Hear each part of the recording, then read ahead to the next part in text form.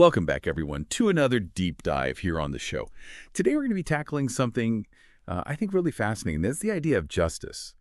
But, not just justice like we talk about a lot, within a country or within a society, but going bigger, like what does it mean to think about justice globally? What does international distributive justice look like? And I know, our listeners out there, they're the kind of people who love getting into the nitty-gritty of these big philosophical questions. And that's exactly what we're going to do today, so buckle up. Yeah, absolutely. You hit the nail on the head. Philosophers, I mean, we've been talking about economic inequality forever, right? But the focus has always been kind of, what's fair within a single country? Yeah. How should we divvy things up within our borders? But the world's a lot more interconnected now than it used to be, right? Globalization and all that. And when you see this just like staggering global poverty right next to immense wealth, I mean, it just makes you wonder, are these huge global inequalities actually justifiable? Yeah, no kidding. Globalization has definitely put a spotlight on these disparities. You know what I mean? Oh, And it's forcing us to really think about the ethics of it all. So for this deep dive, we're going to be laser focused on the distributive side of international justice. Basically, who gets what on a global scale and what are the philosophical arguments for and against different ways of, dividing things up. And we'll be looking at this mainly through the lens of what philosophers call liberal egalitarianism. Now, we're not going to get into everything, right? We have to draw a line somewhere. So things like international trade and immigration policies, gender justice, as important as they are, they're not on the menu today. And we're also going to mainly stick to more recent writings because this field has really exploded in recent years. that's right. We're going to be focusing on those newer arguments for sure. So what we're really trying to do here is dissect these core philosophical arguments, right? Yeah. About whether and how principles of justice, especially those dealing with resources, money, basic needs, should they apply beyond just individual countries? Do they apply on the international stage? We want to really get into the logic behind all the different approaches out there. Okay, I'm ready. Let's do this. Now, we have to start with Rawls, right? Yeah. A value of justice. It's like the foundation for so much of the conversation about justice nowadays. It had a massive impact, right? Yeah. Like bringing social contract theory back into the limelight. And it gave us this really powerful way to think about fairness, especially when it comes to economic inequality. Like his famous difference principle, that was huge. Huge, yeah. So basically, Rawls had this idea. He said, look, let's imagine people coming together to decide on the rules for their society, right? But to make it fair, they have to do it behind this veil of ignorance. They don't know anything about their own lives. They don't know if they'll be rich or poor, what their talents will be, their race or gender, none of that. It's like a blank slate. And he argues that under these fair conditions, everyone would agree on two basic principles of justice. Okay, makes sense so far. And what are those two principles? Well, the first one is all about basic liberties, like freedom of speech, freedom of religion, the essentials. Everyone gets those no matter what. The second one gets into social and economic inequalities. And here's where the difference principle comes in. He says, look, inequalities are only okay if they actually benefit the least advantaged people of society. So you can't have a system where the rich get richer at the expense of the poor, even if it means a slightly bigger pie overall. Right. So within a country, Rawls is setting a really high bar for justifying inequality, right? It can't just be about making society as a whole a little bit better off. It has to specifically help those who are struggling the most. But here's where things get really interesting, right? Because as we said, we're talking about global justice today. And Rawls himself said that these principles should only apply within a single society. He thought that on the international stage, justice was more about countries treating each other fairly, like respecting each other's sovereignty, not interfering in each other's affairs, that sort of thing. He even said that the rules governing international relations should hold, quote, no surprises, end quote. Like he didn't think we needed some radically new set of principles for how countries should act. Yeah, and that's exactly where a lot of philosophers kind of went, hold on a second. They saw this huge tension. Because if you think about it, Rawls's whole moral theory is built on the idea that morally arbitrary stuff shouldn't determine your fate.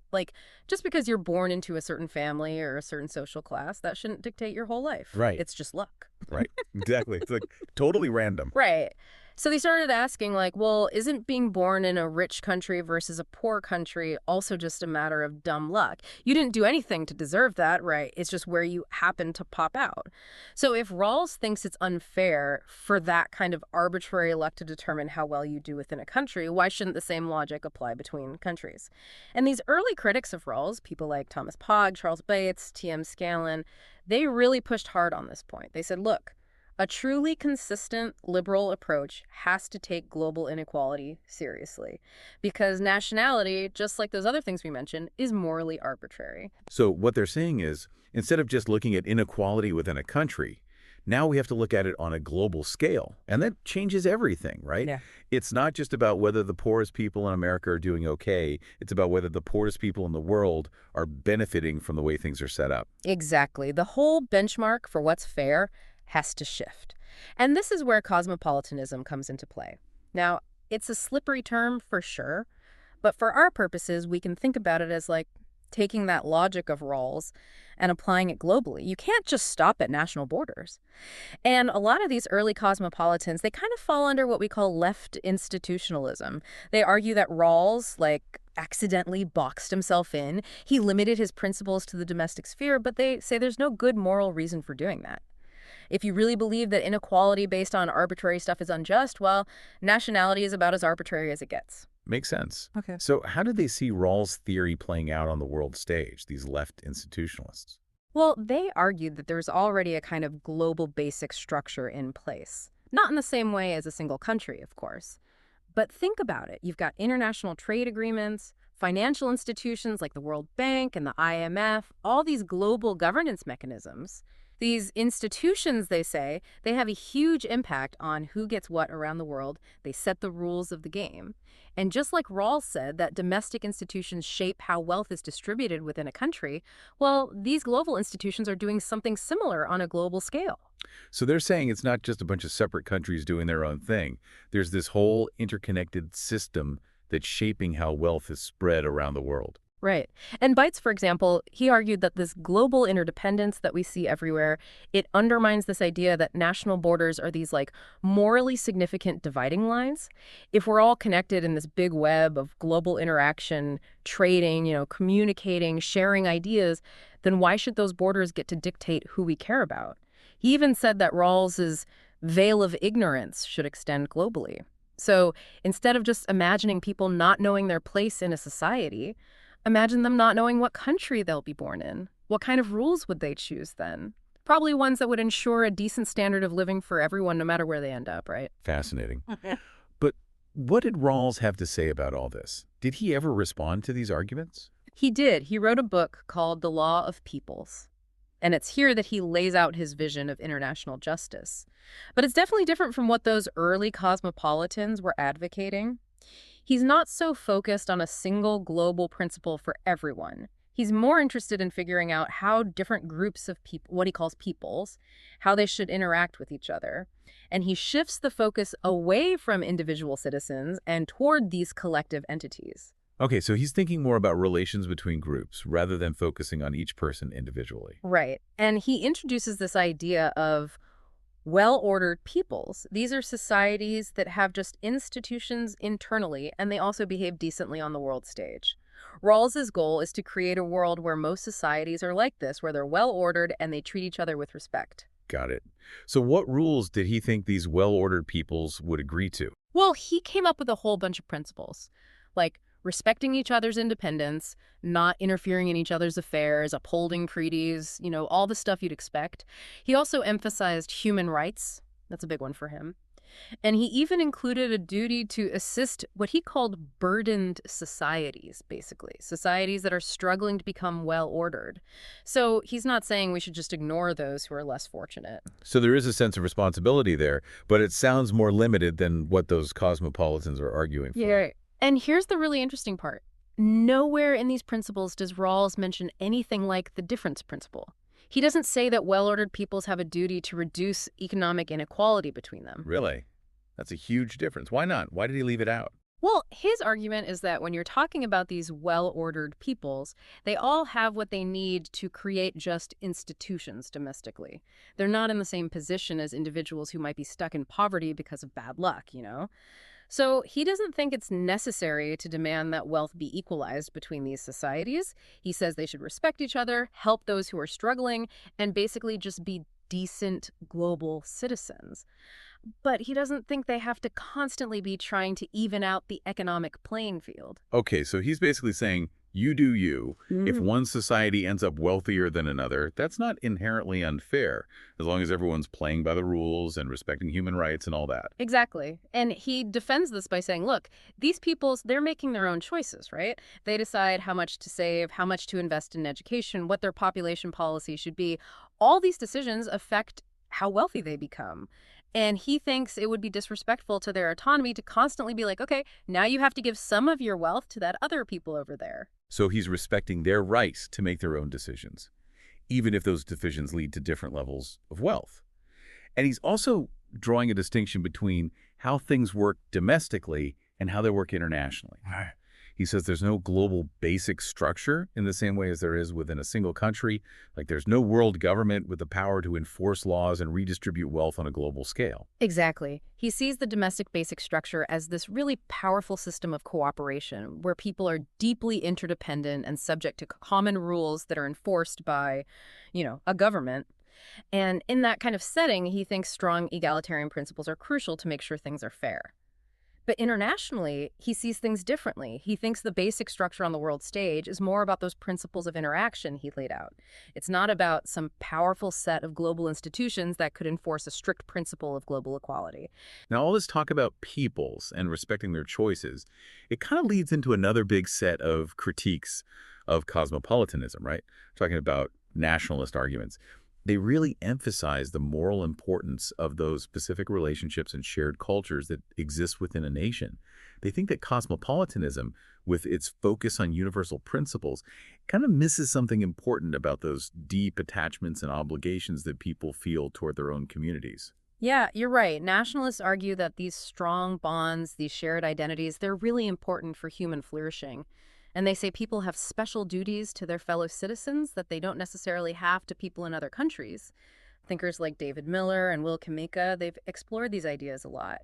They argue that national identity actually carries moral weight, that it's something to be taken seriously, and they worry that these abstract cosmopolitan principles, they might not be the right tools for governing a national community.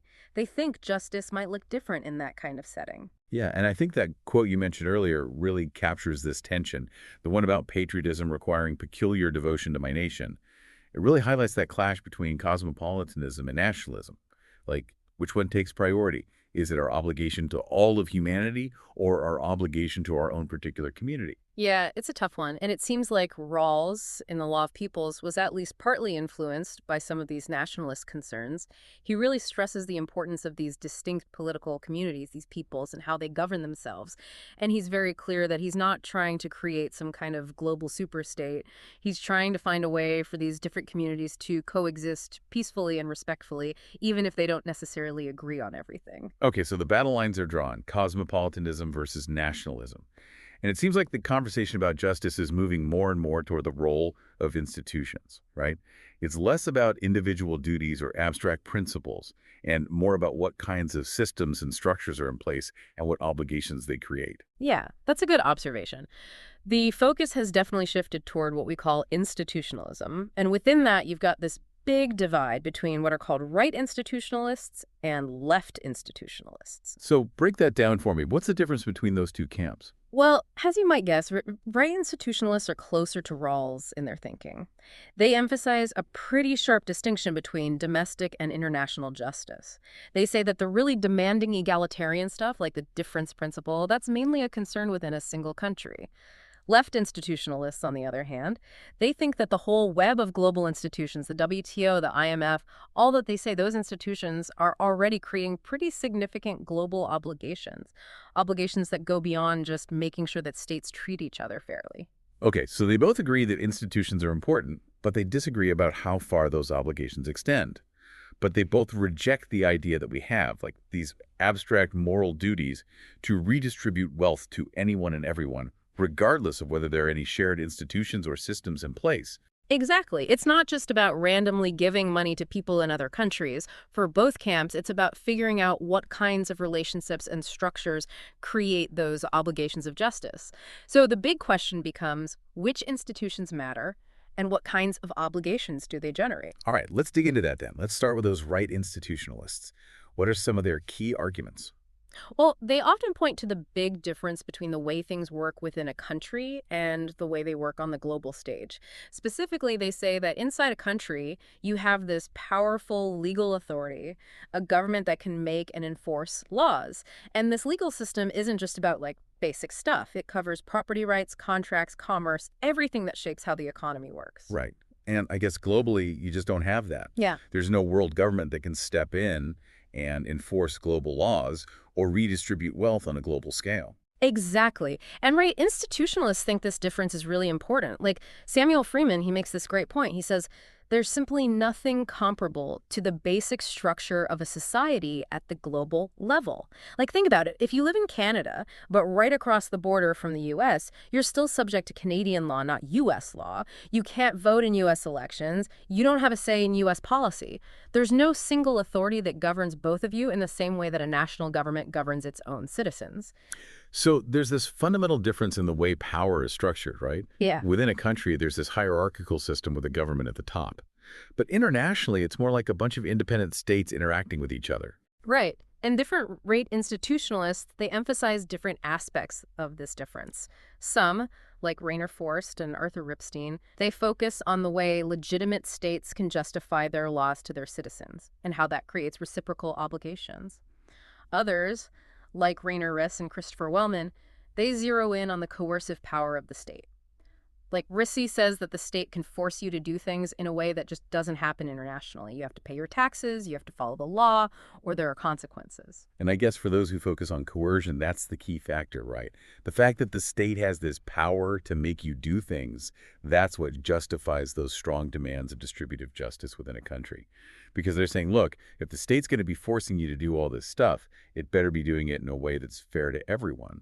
But internationally, where you don't have that kind of coercion, those demands don't necessarily apply. Yeah, that's a big part of their argument. Blake, for example, he says that egalitarian principles are what justify the state's coercive power in the first place.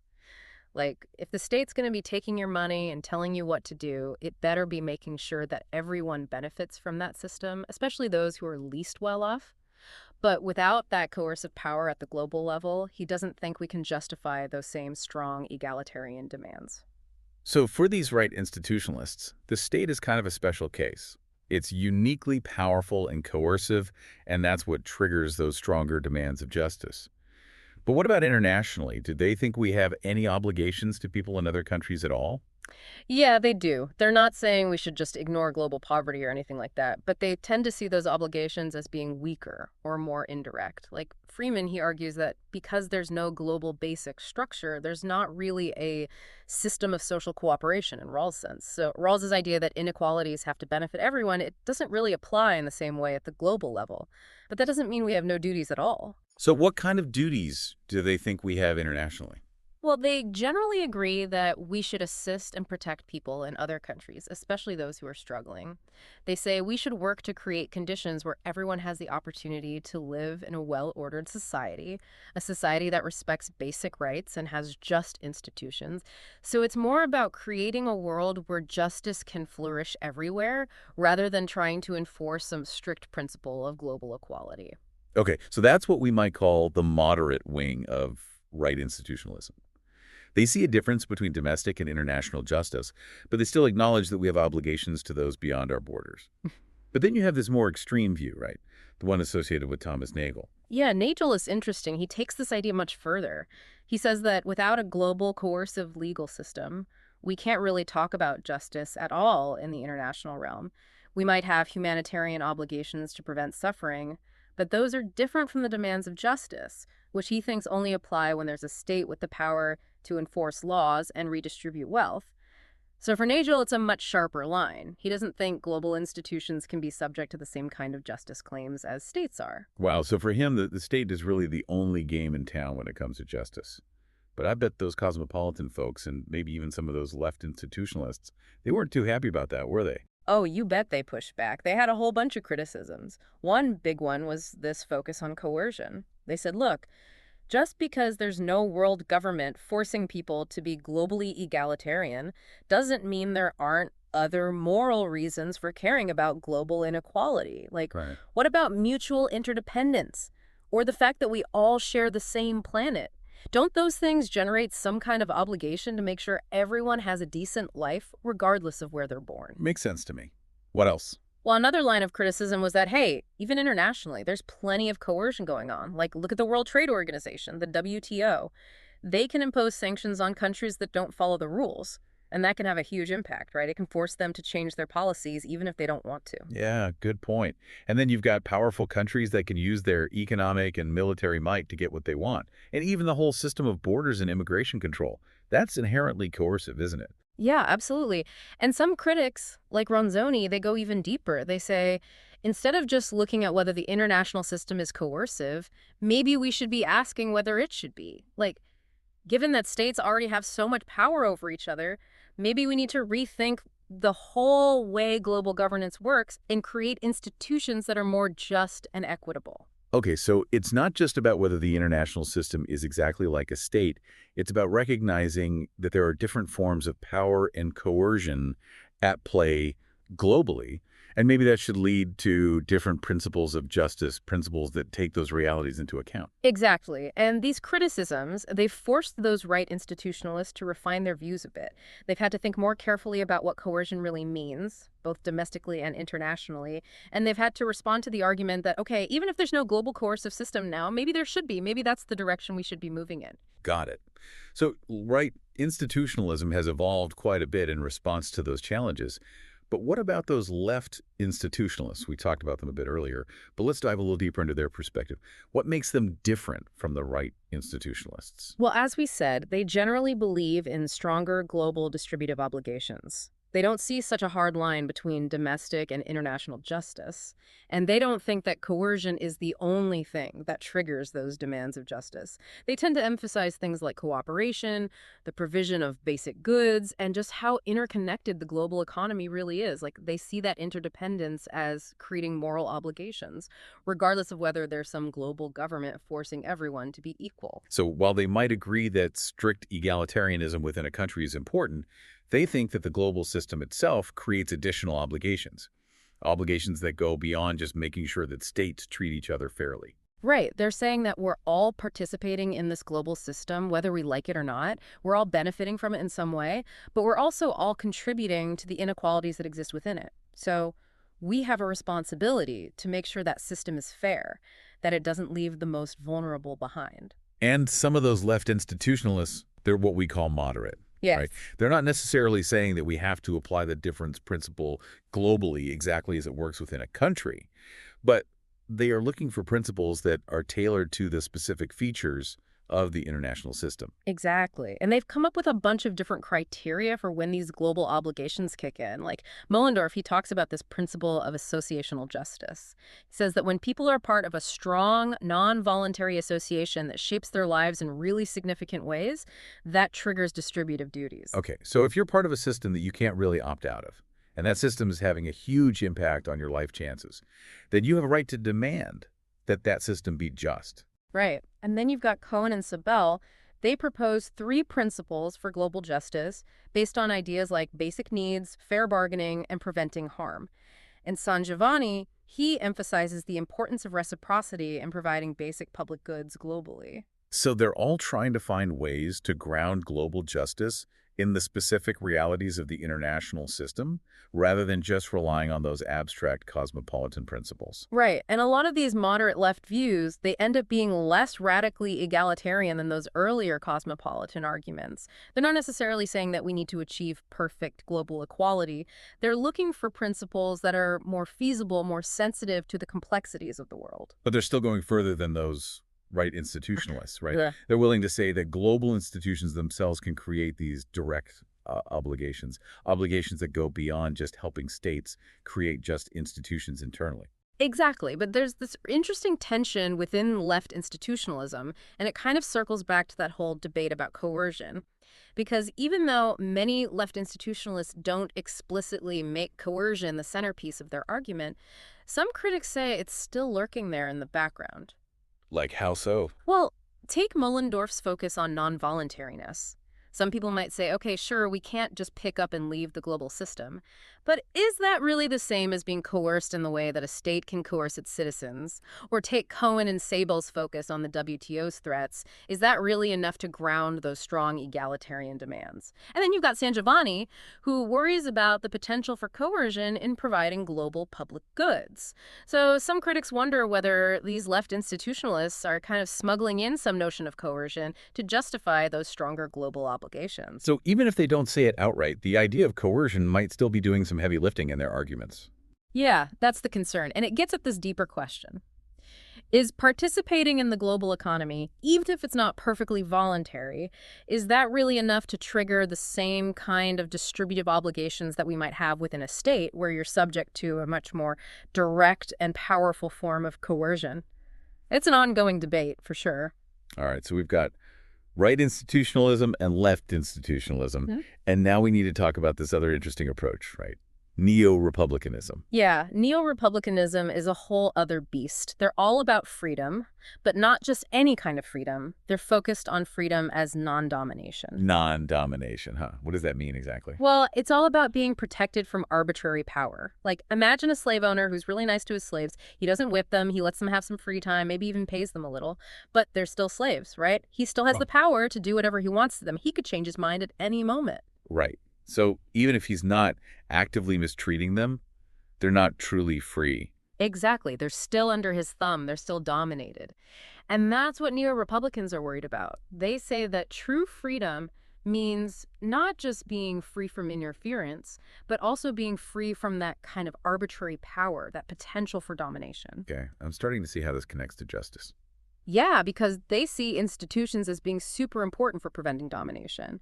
Things like the rule of law, strong constitutions, democratic systems, due process, all these things are meant to limit power, to make sure that no one, whether it's the government or a powerful individual, can just do whatever they want. So for them, justice is all about creating a system where everyone is protected from that kind of arbitrary power. Exactly. And for a lot of neo-Republicans, that ideal of freedom as non-domination is really tied to citizenship within a state. They think the state is the primary place where we can achieve that kind of freedom. So I'm guessing that means they mostly fall into that, right, institutionalist camp, right? Right.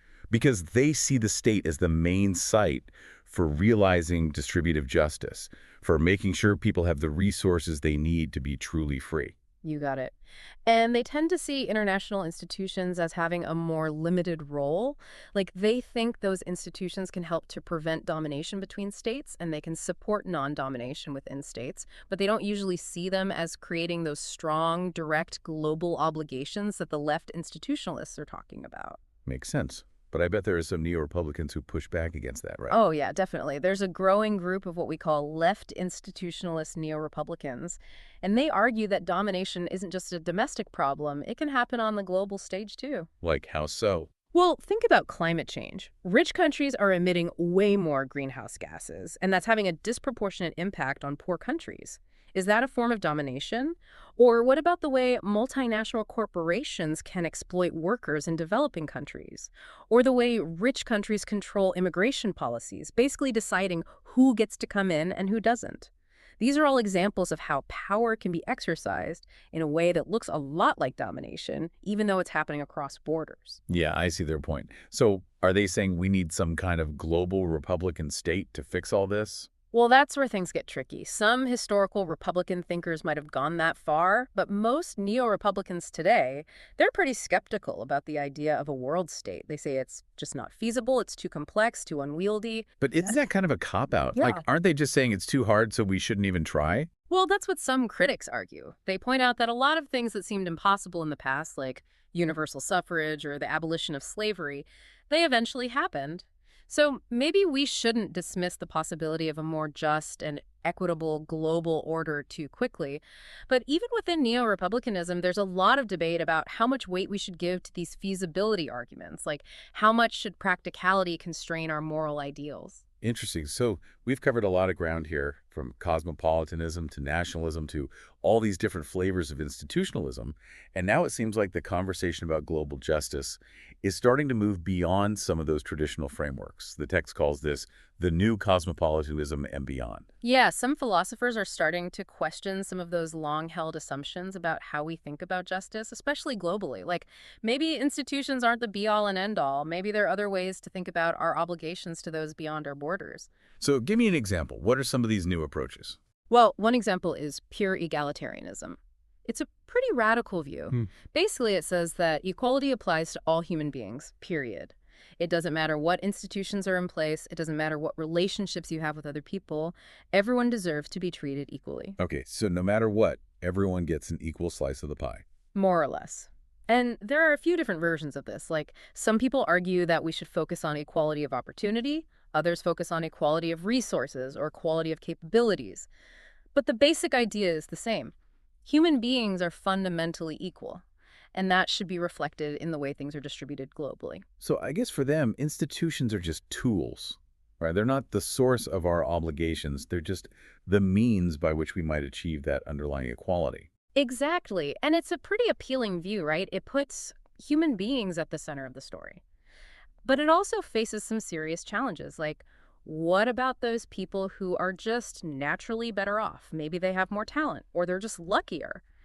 Should we really be taking from them to give to those who are less fortunate, even if they didn't do anything wrong to get their advantages? Yeah, that seems like a tough one to swallow for a lot of people. It is, and even some cosmopolitans push back against this. They say, look, equality is important, but it's not the only thing that matters. We also have to consider things like responsibility and desert and individual rights.